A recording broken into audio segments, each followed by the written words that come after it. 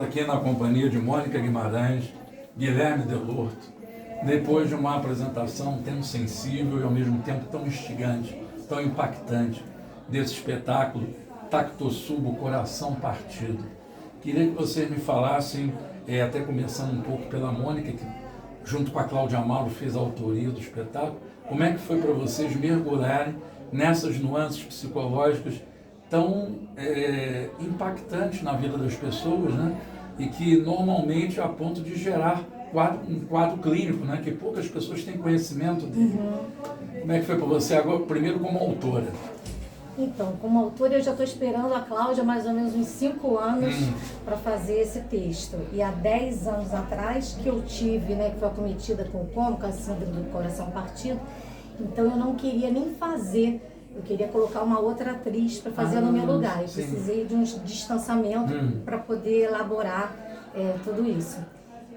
O que aconteceu é que acabou que a história, ela dominou o coma, porque antes a ideia era fazer sobre o coma. Sim. Né? Mas como a minha história também familiar, né, é muito complexa, né, tem vários desafios, digamos assim, que ela acabou tomando conta do coma. Então o coma acabou ficando secundário. E isso foi através das conversas que eu e a Clô, né, e a Cláudia tivemos a respeito da elaboração desse texto. Quer falar alguma coisa também, Guilherme, sobre isso? Não, em relação ao texto mesmo, né? Continuando o texto, como é que você recebeu o primeiro contato que você teve com esse texto? Como é que você também se relacionou com essa temática? Então, a primeira, como ela falou, era uma outra versão. Tinham tribunais, assim, dela sendo julgada, né? Era uma coisa mais... eram mais detalhadas, eram mais... Que misturava o real com o onírico, né? Porque exatamente coisas que ela viveu no momento de coma. Mas eram muitas situações de passagens. E aí, como ela falou, a gente preferiu, às vezes, se aprofundar, falar mais sobre o que causou ali, né, esse auto-estresse dela. E aí, junto com o Ed, com a Larissa, com a Cláudia, ela participando, algumas coisas foram crescendo e outras coisas foram sendo deixadas de lado. E teve essa nova versão. Eram 58 páginas, passando para 26. Porque fomos deixando só, digamos assim, o suprassumo, né? Fomos tirando as gordurinhas e aí ficou só o miolo. A ideia, a princípio, era tentar reproduzir o que eu vivia no coma. Só que o que eu vivi no coma, porque eu tive uma realidade paralela.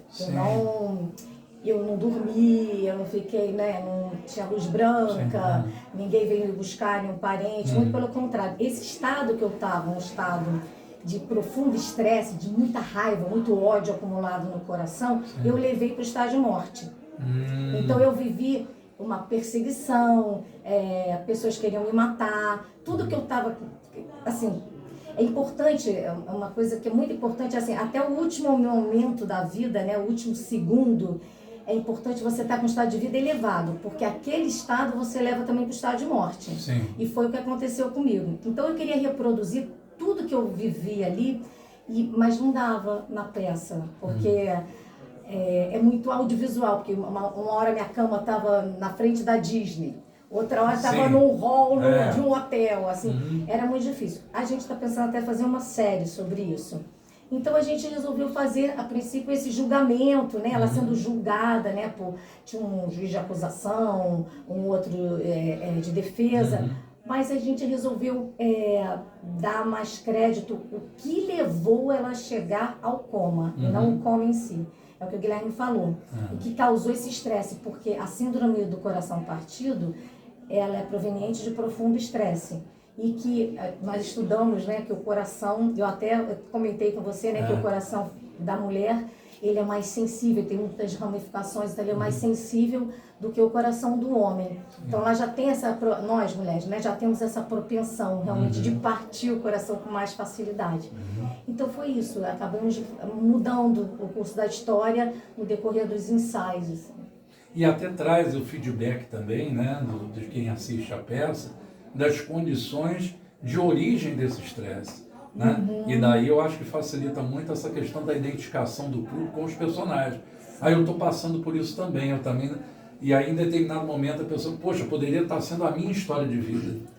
que ela está falando. Então foi uma decisão muito sábia de você, porque pega na gênese de onde vai surgir a origem desse problema, né? Agora, ao mesmo tempo, quando você menciona a série, eu acho uma ideia incrível, porque aí você pode dar desdobramentos desse caso, né? Que não aconteceram no teatro, mas que no audiovisual tem uma complementação, né? Sim, vai ficar... A imagem, né, também é importante. A gente vai ter tempo também, né, para poder elaborar melhor cada personagem, entender também a história deles, porque, por exemplo, eu e meu pai, nós nos tornamos amigos, né, através da religião, né, do budismo, que ele quis se aproximar de mim, né, ele teve 2 cânceres, ele teve AIDS também, então ele quis se aproximar de mim, resgatar, mas sem nunca bater boca, nunca teve isso. Então, são coisas que a gente pode colocar no audiovisual, porque aqui não tem espaço para isso. Então, assim, aprofundar em cada personagem, sabe? No filho, na relação com o filho. O que aconteceu também com esse pai, para ele ser violento e beber, né? Meu pai foi órfão desde os 3 anos de idade, ficou no colégio, né, de padre até os 18. Então, assim, você vai entendendo também, né, o abandono, porque, né, então... Aí você vai criando mais benevolência também com a história de cada um. Eu acho que por trás de todo histórico violento, você tem também um histórico de vitimização da própria pessoa que está impondo aquela violência, né? Todos somos frutos de um medo arcaico, né? Então esse pai também foi vítima em determinado momento. Exatamente. E é uma sucessão, né? É uma sucessão. Mas a gente primeiro que a gente reproduz, né, o que a gente recebeu. Então, se você romper com essa reprodução do que você recebeu, é muito complicado. E a gente vem de uma geração que, primeiro, é um patriarcado, né? O pai que provia, não era um pai afetivo, o lado afetivo era uma responsabilidade da mãe. Depois, a minha geração já é uma geração que tem as primeiras mães que começam a se separar, então o pai começa a entender uma novidade, tipo assim, como assim, eu não vou ter minha mulher submissa? E aí você tem um rompimento, um novo formato de família. Então o pai sai de casa, a mãe sai de casa, e some, são pais ausentes, então assim, são todos esses vazios, né, que ela fala, são vários vazios que vão criando essas crianças, né, tipo, a violência do pai, um pai autoritário, às vezes agressivo, então você parar, a nossa geração hoje está entendendo que a gente tem que romper com esses traumas que a gente está trazendo, de agressão, de ameaças de todos os tipos, né. Psicológica, e a agressão da própria ausência, né?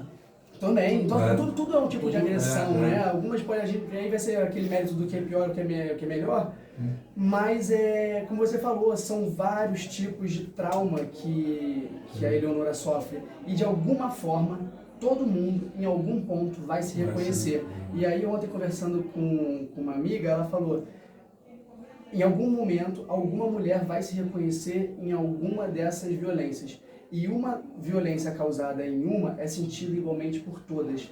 Então, assim, é uma coisa que, quando ela falou isso, eu falei, pô, que legal, né? A gente está falando de uma peça que auxilia as pessoas a fazer uma reflexão do tipo, por que eu estou permanecendo num relacionamento abusivo, num relacionamento violento, sabe?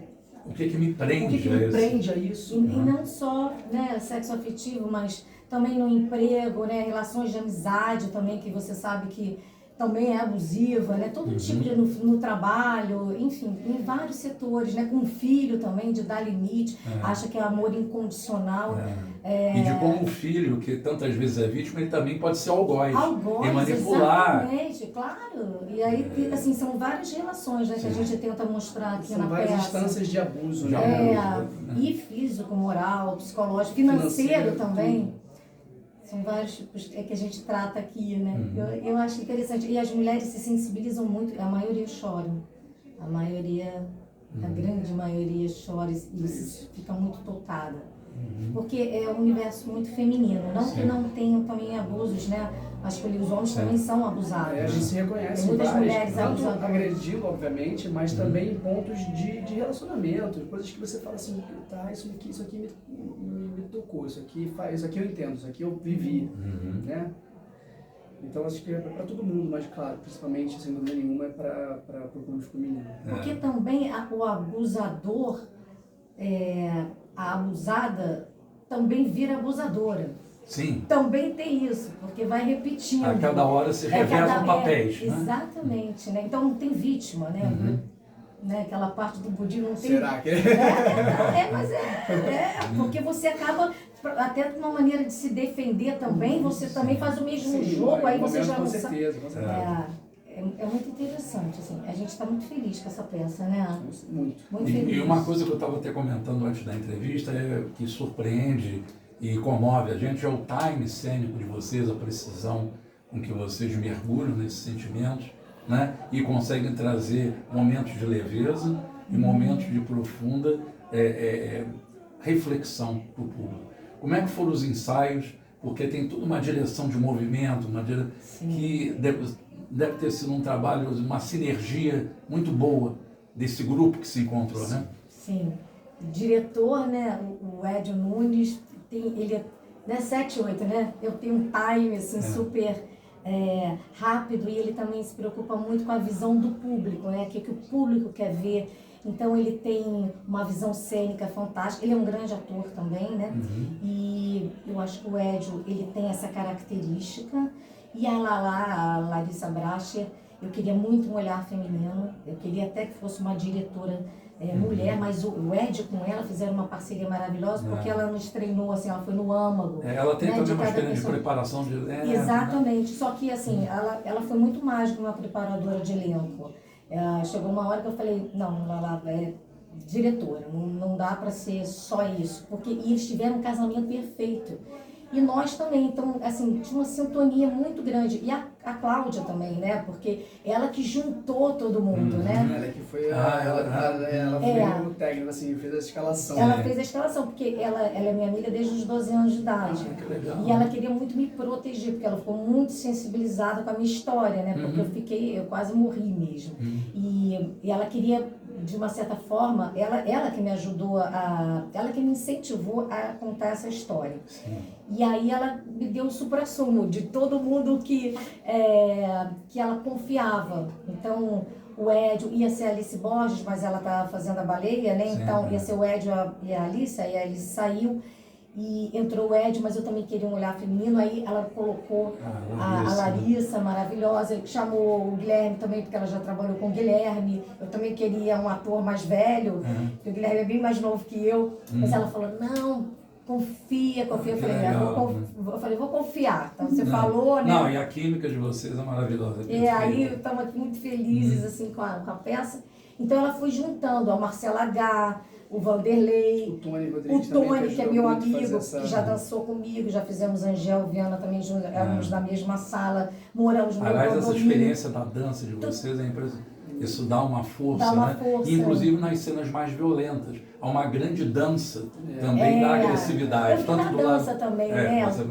O Edio também é um grande bailarino, né? O Tony também. O Edio ganhou há pouco tempo de direção de movimento. Foi. Então, assim, ele tem essa consciência de conseguir ver a peça no pequeno, no jogo entre a gente, mas já vê a cena como macro. Ele fala assim... E as costuras, né? As emendas. Não deixa cair, não, vamos agora pra cá, vamos focar nisso aqui, que isso aqui é...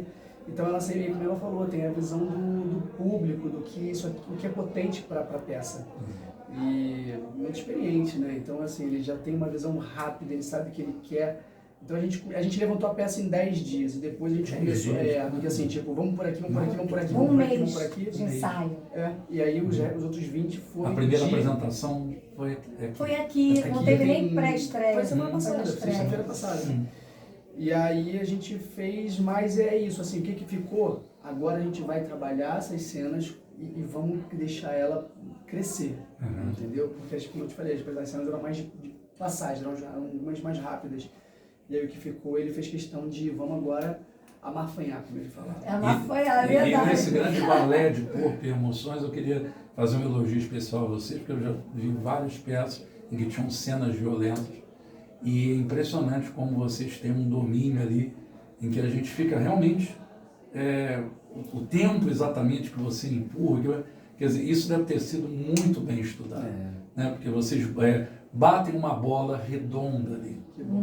É lindo, tudo bem, a cena nos impacta, mas é lindo ver o trabalho de vocês ali, de convencimento dela temendo a sua agressividade. Quer dizer, isso é uma coisa que às vezes em teatro, eu já vi, às vezes, há um certo receio do ator machucar o outro e vocês têm precisão dos movimentos. Hoje eu perfeita. caí no colo dos Não, meus amigos.